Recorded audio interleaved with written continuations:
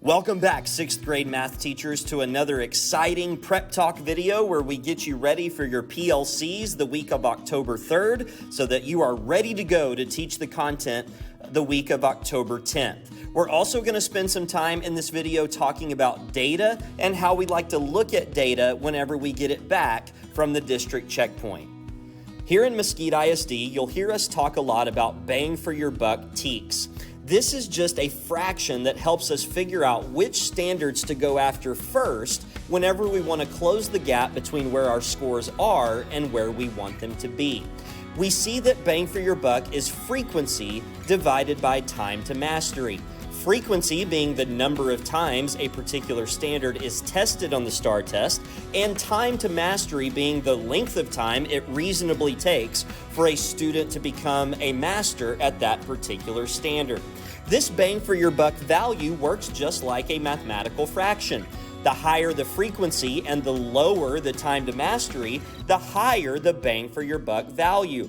Conversely, if we have a low frequency or a long time to get to mastery, that standard would have a low bang for your buck value.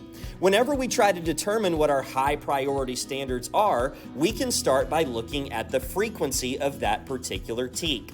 For example, in 6th grade, 3E and 5B both have fairly high frequencies, and so they might score higher in bang for your buck than, for example, 3A, which has only been tested once in the last 5 years.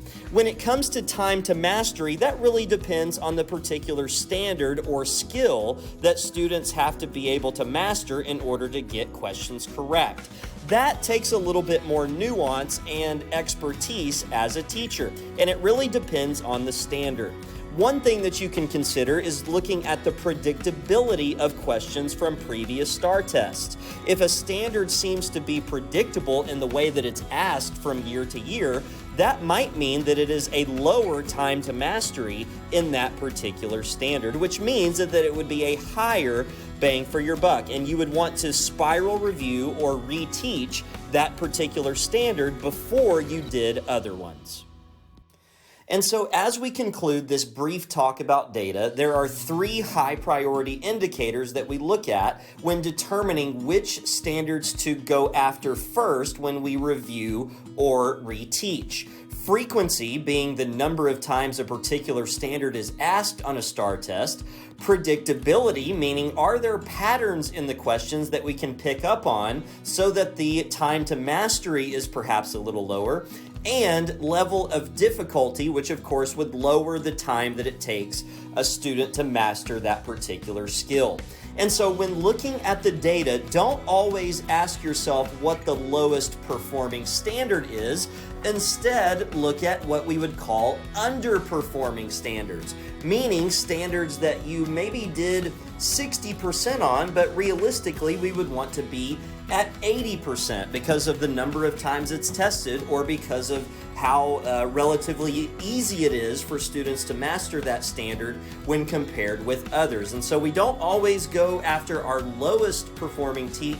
Instead, we use the idea of bang for your buck and these high priority indicators to determine which of our standards are underperforming, and we go after those first so that we can close the gap the fastest.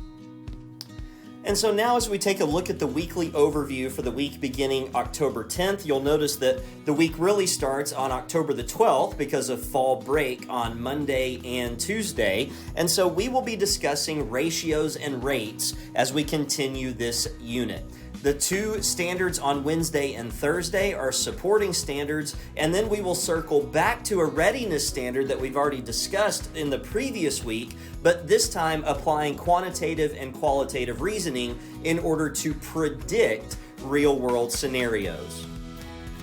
As we look at the first standard, 6.5a, which you will teach on Wednesday, we see that students must be able to represent mathematical and real-world problems involving ratios and rates using scale factors, tables, graphs, and proportions. The idea here is that we always want students to produce a table using the given information.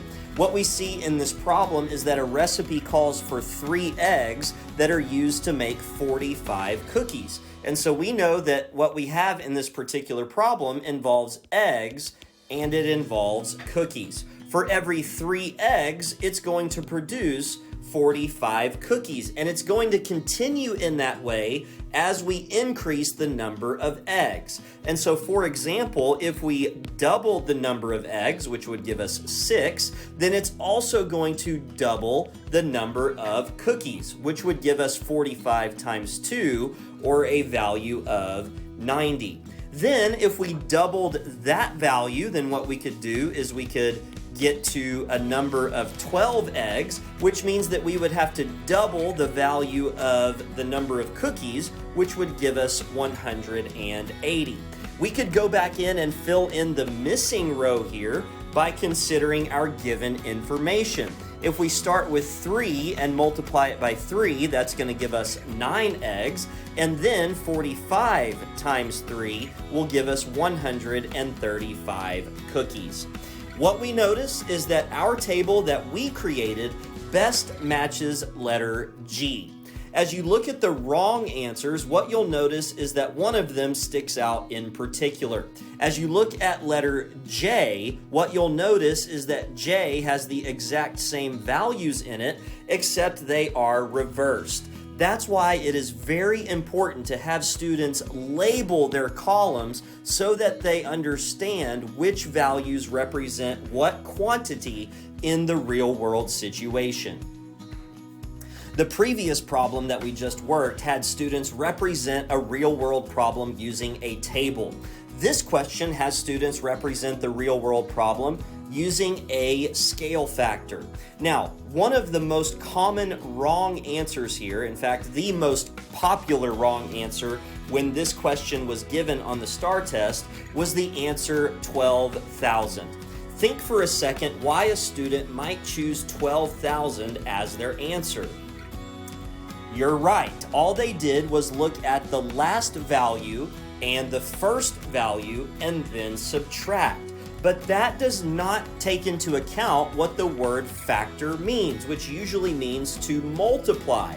The other word that's really important here is the word each. There was a change from 5 to 12,005 from the first day to the 5th day, and that change was 12,000, but that change did not occur each day.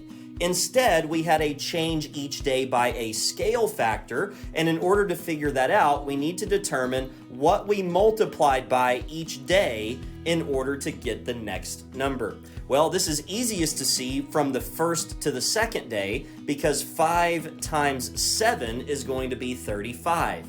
And then students can verify that multiplying by 7 each of these times will get them to the value for the next day. And so therefore, the correct answer that this question was after is a scale factor of 7. As we take a look at our next TEK, which we'll be teaching on Thursday, students have to be able to give examples of ratios as a multiplicative comparison of 2 quantities that describe the same attribute. Students need to know that we can write ratios in 3 different ways. This particular problem wants the ratio of blue paint to gallons of yellow paint. One way that we could write that is just simply in words by saying blue to yellow. We could also use a colon to represent this ratio by saying blue colon yellow. And finally, we could write it as a fraction by writing blue over yellow. What we want to do in this particular case is have them write it the second way, because as you can see, the answer choice have the ratios represented in that way. And so what we notice is that the given information is that the house painter mixed 5 gallons of blue paint with every 9 gallons of yellow paint. So therefore we have a ratio of 5 to 9. What this means is that the number of gallons of blue paint is always going to be smaller than the number of gallons of yellow paint. And so we are never going to have a ratio that is bigger than 1. And if you look at letter D, because that bigger number is on the left, that represents a ratio that is bigger than 1, and we never want the number to be bigger than the left in this particular problem because of the given information. Now, from here, we can begin the question very similar to one of our earlier released items where we have students create a table. If I multiply the number of blue gallons by 2, that's going to give me 10, which means I also have to multiply the number of yellow gallons by 2, which is going to give me 18. That is another way to write this ratio. You'll notice that one of the answer choices involves 10 on the left, but unfortunately has 45 on the right. And so we can now effectively cross that answer choice out as something that is incorrect. Then we could continue going with this. If we multiply by 2 again, that's going to give me 20.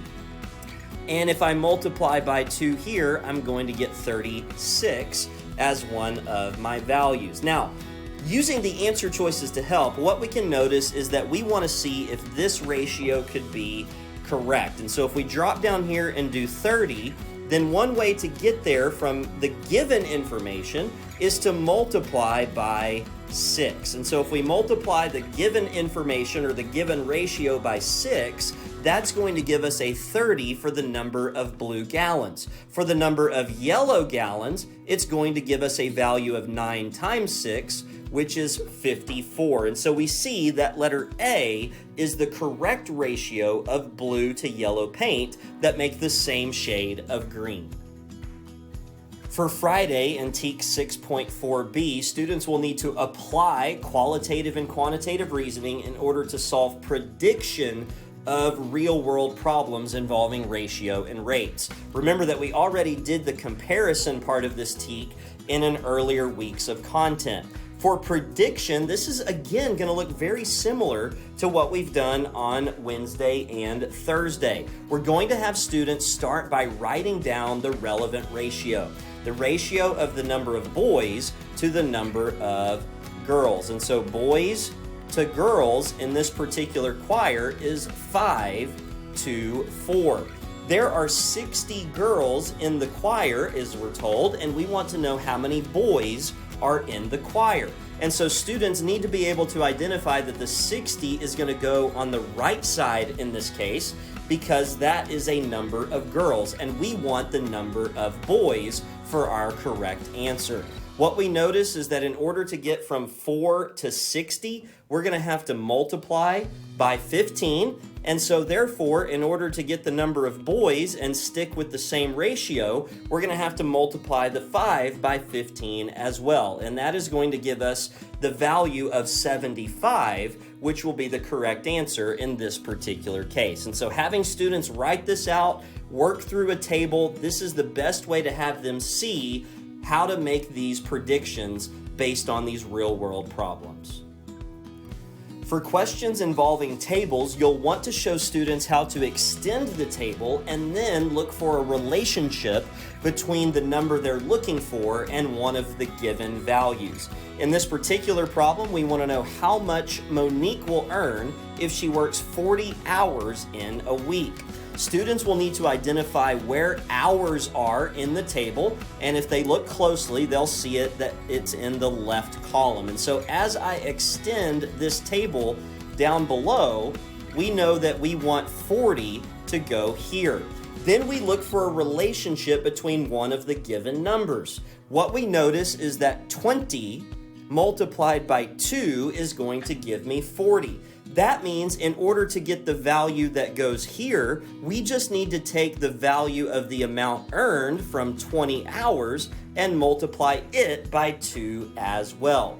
This problem would be a great opportunity for you to have students do a turn and talk potentially about where can we find a relationship between some of the given numbers. In this particular case, we know that we're going to take 165 and multiply it by 2, which is going to give us 330 as our final answer.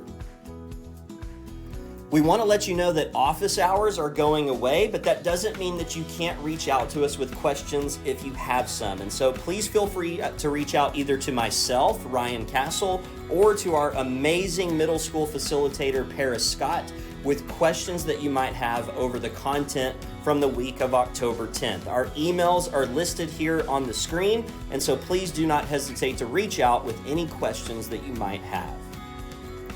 And as always, before you go, please fill out the survey using the link or the QR code to the left so that we can know that you watched the video and also be able to serve you better in future videos. Thank you so much, amazing 6th grade math teachers. You guys are doing amazing work on your campuses for your students. And please know that we in Teaching and Learning are here to help you and support you in any way that we can.